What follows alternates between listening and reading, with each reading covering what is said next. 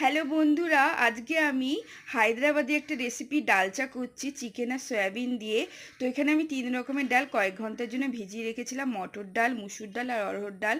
তারপর এর মধ্যে আমি কয়েক পিস চিকেন, সয়াবিন, টমেটো, আদা রসুন পেস্ট, কুচনো পেঁয়াজ, কাঁচা লঙ্কা পেস্ট, নুন, হলুদ, কাশ্মীরি মির্চ, গরম মশলা, জায়ফল, জয়িত্রীর গুঁড়ো দিয়ে আমি প্রেশার কুকারে পরিমাণ মতো জল দিয়ে সেদ্ধ করে নিয়েছিলাম। আর একটা গন্ধ লেবুর পাতাও দিয়েছিলাম। তো দেখো এইভাবে একটু ঘন করে অনুযায়ী সেদ্ধ করে নিতে হবে। এবার আমি কড়াই বসিয়ে দিয়েছি, 1 চামচ তেল দিয়ে আমি গোটা গরম মশলা, সর্ষে আর তেজপাতা, শুকনো লঙ্কা ফোড়ন দিয়ে দিয়েছিলাম, হিং দিয়ে দিয়েছিলাম। এবার কুচনো পেঁয়াজ আর কারি পাতা কুচনো দিয়ে দিলাম, ভালো করে একটু ভেজে নেব। টেস্ট অনুযায়ী নুন দিয়ে দিলাম, আদা পেস্ট দিয়ে দিলাম 1 চামচ। এবার ভালো করে একটুখানি ভেজে নেব।